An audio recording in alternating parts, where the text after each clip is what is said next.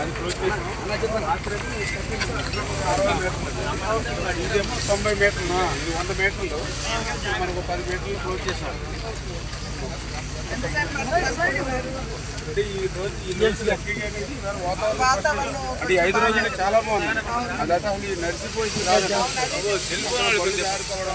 Black water side రైతులు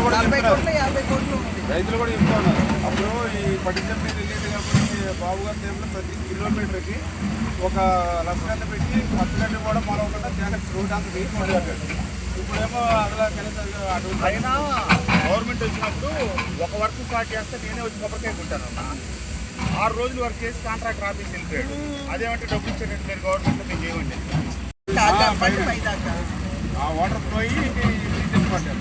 యాక్చువల్గా ఇది కెపాసిటీ 5,000 తర్వాత సార్ వచ్చినప్పుడు ఏంటంటే మనకి పోలవరం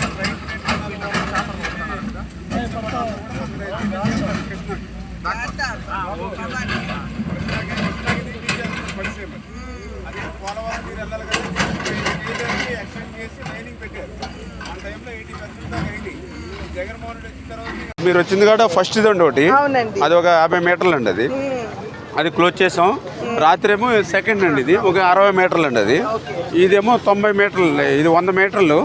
ఇప్పుడు మనకు 10 మీటర్లు క్లోజ్ చేసామండి. ఇది ఈ రోజు లక్కీగా ఏంటంటే ఇవాళ వాతావరణం ఫస్ట్ అంటే 5 రోజులు చాలా బాగుందండి. అది అయితే అసలు ఈ నడిసిపోషన్ కాదండి, అసలు మొత్తం బళ్ళు జారిపోవడం ఇవన్నీ బ్లాక్ కాటన్ సాయిల్. ఇది పెరిగితే మనకి ఏంటంటే ఈ ఫ్లో గట్టి కొడుతుందంటే మనం వేసిన మెటీరియల్లో ఒక 20% కొంత పోతుంది. అయితే అందుకనే మళ్ళీ 1 టన్ వెయిటేజ్ ఉన్నాయి, ఎక్కువ ప్రిఫర్ చేసి అక్కడ గ్రేడింగ్ చేసి ఇవే చేస్తున్నామండి. కొంచెం ఇంటీరియల్ అయిపోవడం వల్ల మెటీరియల్ తెచ్చుకోవడానికి కానీ పనులు చేసుకోవడానికి ఇది కూడా 15 feet దాకా డెప్త్ ఉందండి ఇక్కడ. నెక్స్ట్ టైం లూజ్ సాయిల్ కూడా లూజు, భయపడుతున్నారు వీళ్ళు. ఇది వాళ్ళు కూడా ఆల్టర్నేటివ్ ఏమీ లేదు. 3 గంటలు 7 అండి, 7 గంటలు పైన పులువా కానీ దానికి 3 గంటలు ఉన్నాయి. అంటే ఇవి అఫీషియల్ గా ఐడెంటిఫై చేసిన గంటలు. మిగిలిన ఏంటంటే గంటలు పడలేదు కానీ ఏ క్షణంలో పడేలాగా ఉన్నాయండి. బండ్లు అంతా స్ట్రెంగ్త్ లేవు, అంటే అండ్లయి జారి అంటే దాని మీద వాటర్ ఫ్లో అయిపోయిందండి. పైన ఆ హైట్లో వచ్చిందండి వాటర్. ఇప్పుడు వాళ్ళ పైన ఆ వాటర్ ఫ్లో అయ్యి ఇంక ఈ బ్రిడ్జెస్ పడ్డాను. కృష్ణాకి దీని నుంచి వెళ్తుందని పడిసేమ్ అది. అందుకని పోలవరం నీరు వెళ్ళాలి కదా, దీన్ని 35,000కి ఎక్స్టెండ్ చేసి లైనింగ్ పెట్టారు. మన టైంలో 80% దాకా అయినాయి. ఈ జగన్మోహన్ రెడ్డి వచ్చిన తర్వాత ఇంక అసలు మొత్తం 6 బస్తా సిమెంట్ కానీ 1 రూపాయి పని కానీ చేయలేదండి. ఇంకా 195 పనులు క్యాన్సిల్ చేశారు. మేజర్ ఇప్పుడు ఇక్కడ రైతులు కూడా చెప్తున్నారు, 50 కోట్లు ఉంది. రైతులు కూడా చెప్తూ ఉన్నారు. అప్పుడు ఈ పట్టిసీమ నీరు వెళ్ళేది కాబట్టి బాబు గారి టైంలో ప్రతి కిలోమీటర్కి ఒక లస్కర్ని పెట్టి పచ్చగడ్డి కూడా మొలవకుండా జాగ్రత్త రోడ్డు అంత నీరు కొట్టేదండి. అంటే వాతావరణం ఇట్లా ఉంటే రేపు మార్నింగ్ చేస్తాను.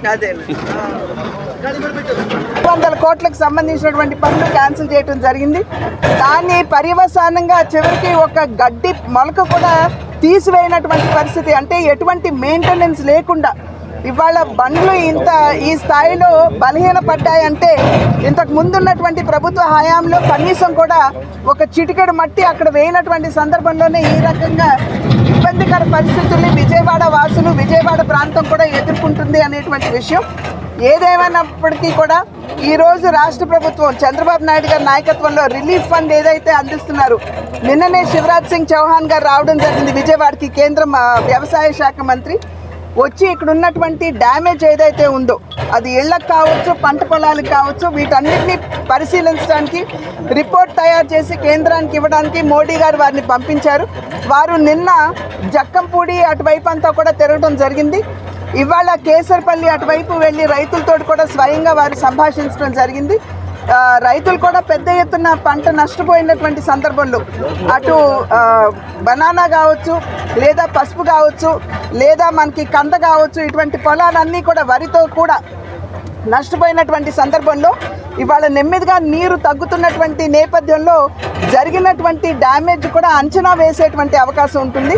ఆ అంచనాలన్నీ కూడా కేంద్ర ప్రభుత్వానికి ఇవాళ రేపట్లో సమర్పిస్తామని చంద్రబాబు గారు కూడా చెప్పడం జరిగింది. కనుక కేంద్ర ప్రభుత్వం కూడా వెంటనే స్పందించి తక్షణ సహాయం, అదేవిధంగా లాంగ్ టర్మ్ సహాయం, ఈ రెండు కూడా ఏ విధంగా చేయాలో దృష్టి పెడతామని చెప్పి శివరాజ్ సింగ్ చౌహాన్ గారు కూడా చెప్పారు. మేము సైతం వారధులుగా ఉంటూ రాష్ట్రానికి జరిగినటువంటి డ్యామేజ్ ఏదైతే కోల్పోయిందో దాన్ని కూడా పూడ్చడానికి మా వంతు కృషి, మా వంతు బాధ్యతను మేము ఖచ్చితంగా నిర్వహిస్తాం.